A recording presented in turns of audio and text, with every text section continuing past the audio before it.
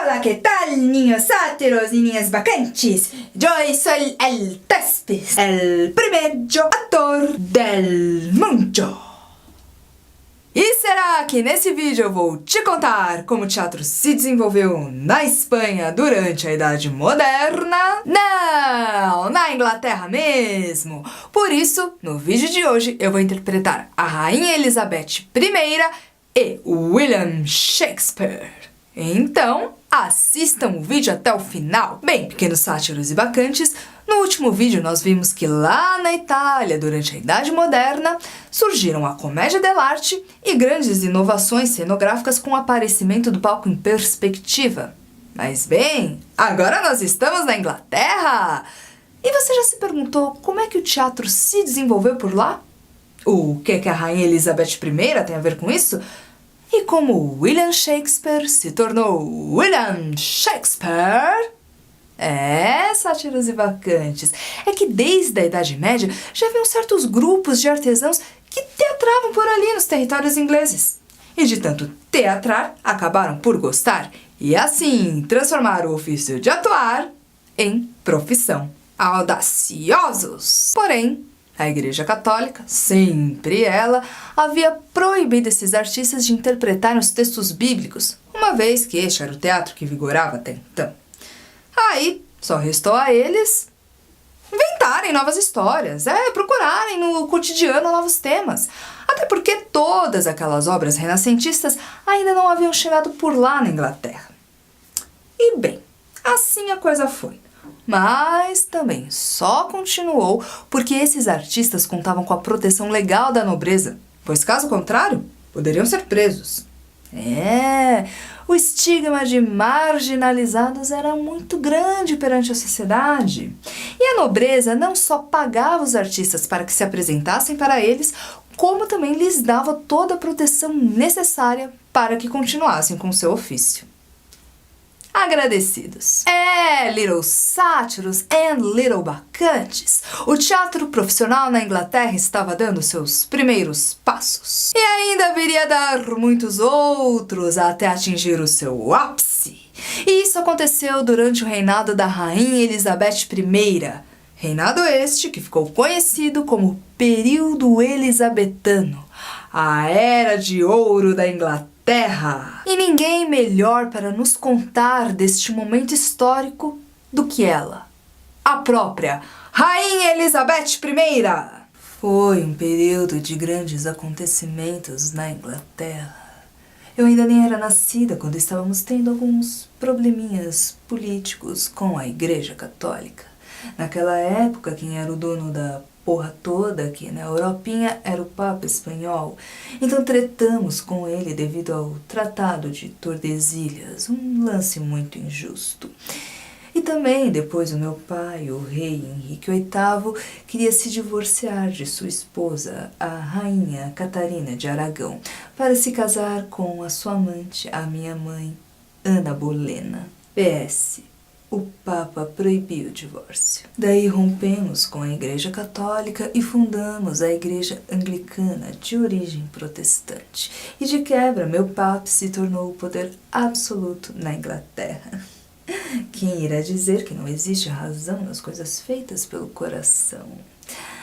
Bem, meu Papa morreu e eu assumi o trono. E aí eu mandei ver, começou a Era de Ouro. A Inglaterra era uma nação livre que prosperava econômica e culturalmente, com destaque para literatura e poesia, pois a língua inglesa já estava muito bem formada e essas artes se tornaram um hábito comum à população. Poetas passaram a escrever para o teatro e os artistas profissionais de teatro começaram a procurar um lugar para se abrigar. Surgem então em Londres os edifícios teatrais, sendo o mais conhecido o Globe Theatre. As companhias passaram a cobrar ingressos pelas suas apresentações e tudo isso formou um solo fértil para o surgimento do teatro elisabetano.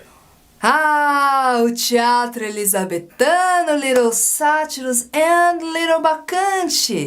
Palco neutro. Uma arena.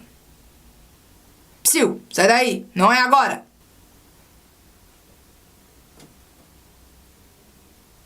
uma arena. Agora sim, vai! Os atores. Ok. O ator. A convenção. Pois basta que o senhor caminhe até a praia coberta de espuma e verá o mar encapelado com seus vagalhões em fúria parece arremessar-se contra as nuvens. A onda, sacudida pelo vento, com sua crina alta e monstruosa, parece jogar água sobre a flamejante ursa maior e extinguir de vez as defesas da sempre fixa ursa menor. Nunca tinha eu visto tal molestamento contra um oceano raivoso. E sua principal ferramenta, a palavra. Que Cássio a ama, nisso eu bem acredito. Que ela o ame? Bem, é possível também crível. Um Mouro, embora eu não o suporte, é um homem de natureza nobre, dedicada, constante. Ouso pensar que provará para Desdémona ser um precioso marido. Agora, amar eu também a amo. Não por um desejo carnal, embora muitas vezes eu me veja cometendo um grande pecado.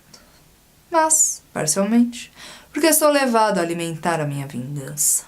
E, claro, a imaginação do público.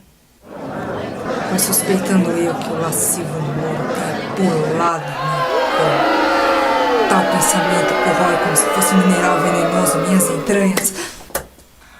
Bem, sátirozinhos e bacantezinhas, o teatro elisabetano caracteriza-se por ser uma linguagem teatral própria. Tudo começou quando os edifícios teatrais se formaram em grandes pátios em formato de quadrilátero, com um palco ao fundo e a céu aberto. Praticamente um mini coliseu. O palco tinha suas divisões, palco inferior e palco superior, que determinavam os diferentes ambientes de acordo com a história.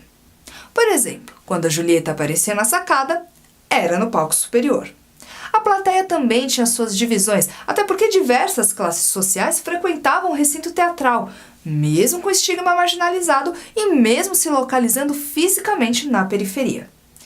Quem pagava mais assistia tudo nas arquibancadas com uma visão privilegiada, e quem pagava menos assistia tudo de pé, ali no meio do pátio, de frente para o palco. E só os homens podiam atuar, porque desde a época em que ainda eram artesãos, o trabalho das mulheres não era reconhecido. Enfim, os espetáculos eram apresentados de dia e bandeiras eram hasteadas bem lá no alto, ficando para fora até do teatro para informar a população o tipo de peça que ia ser apresentada. Bandeiras brancas informavam comédias, bandeiras pretas informavam tragédias. É o mesmo tipo de comunicação naval da época. E também trombetas soavam quando o espetáculo ia começar para avisar o público. E como vocês puderam ver, na minha encenação agora há pouco... Epa! Vai começar o grande monólogo do bardo inglês. Ele que vai nos contar sobre o teatro elisabetano e sobre as suas obras. Um homem de teatro muito popular, conhecido até hoje no mundo todo. Um dos dramaturgos mais influentes de todos os tempos. Ele mesmo, que no cinema se apaixonou pela Gwyneth Paltrow. Eu estou falando de William Shakespeare. Dize, por favor, aquela tirada tal qual como a declamei, com desembaraço e naturalidade. Mas se gritares como é de hábito em muitos de teus atores, melhor seria que eu desse o meu texto para que o pregoeiro público o apregoasse. Nem cerres muito ar com a mão desse jeito. Sem todo moderado, pois até no próprio meio da caudal tempestade, ou poderia dizer no torvelinho de tua paixão, deves manter e mostrar aquela temperança que torna suave e elegante a expressão.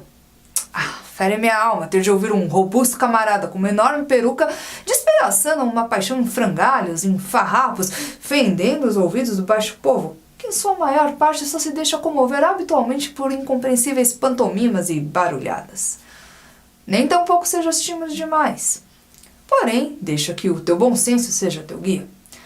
que a ação responda à palavra e a palavra à ação, pondo especial cuidado em não ultrapassar os limites da simplicidade da natureza, pois tudo que a ela se opõe afasta-se igualmente dos princípios da arte dramática, cujo objetivo, desde sua origem até os tempos que ocorrem, foi e é apresentar, por assim dizer, um espelho à vida, mostrar às virtudes as suas feições e ao vício a sua verdadeira imagem, e a cada idade e geração a sua fisionomia e características. Trecho de Hamlet, desse que vos fala.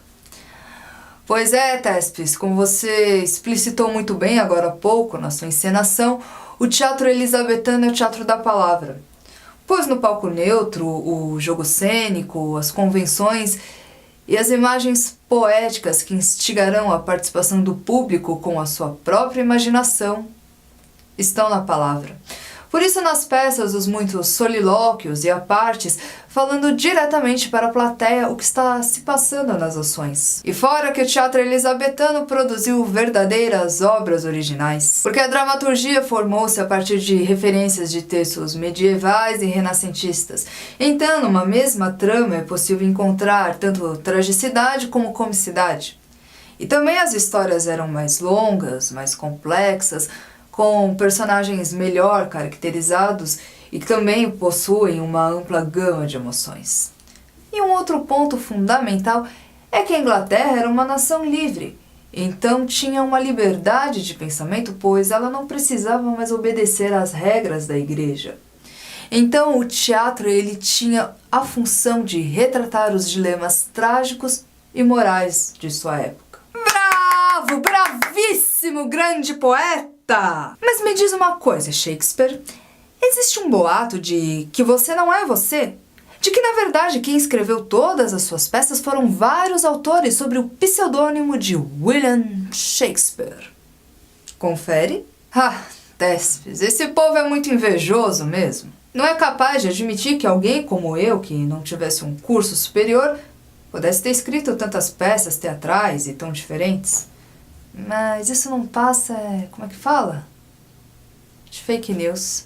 Eu fui estudado por críticos teatrais do mundo todo, muito comprometidos e que atestam a autenticidade da minha obra, pois enxergam um claro desenvolvimento estilístico, desde a primeira peça até a última. Também há alguns estudos que indicam que eu tenho escrito algumas peças em parcerias com outros autores. Quem sabe? Mas o que eu fazia muito e não nego era recriar obras conhecidas, como por exemplo Romeu e Julieta, que eu escrevi inspirado no poema de mesmo nome, de Arthur Brooke. Uma recriação aqui, outra colar, e sempre colocando a minha visão particular dos fatos, ampliando assim a potência da história e a complexidade.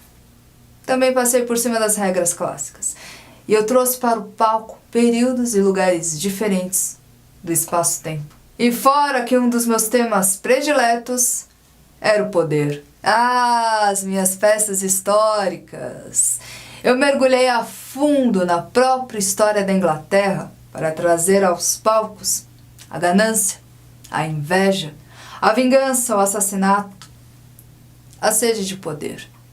Eu escrevi muitas tragédias e comédias que se tornaram muito conhecidas. Eu vou citar aqui apenas algumas, como Hamlet, Rei Lear, Otelo, Macbeth, Muito Barulho por Nada, Sonhos de uma Noite de Verão, A Megera Domada, A Tempestade.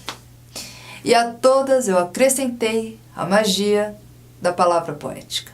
Quanta riqueza criativa o teatro elisabetano produziu, Shakespeare! E assim como você, outros autores da época também se destacaram, como Ben Jonson, autor de Volpone e O Alquimista, e Christopher Marlowe, autor de A Trágica História do Dr. Fausto.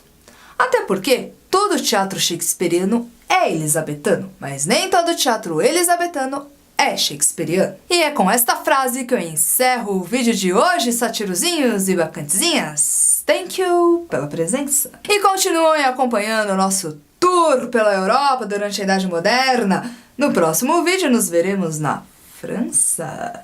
E se vocês apoiam este nosso trabalho, se vocês concordam com essa ideia de formação de plateia, por favor, faça sua inscrição aqui no canal, deixe o seu comentário, a sua curtida, compartilhem os nossos vídeos para que eles cheguem a cada vez mais pessoas. Siga lá no Instagram, @luna.thaís. Lá vocês ficam sabendo sobre os bastidores, sobre quando vamos lançar novos vídeos, enfim, sobre tudo que tá por trás aí dos nossos conteúdos. E nos vemos na França! Au revoir!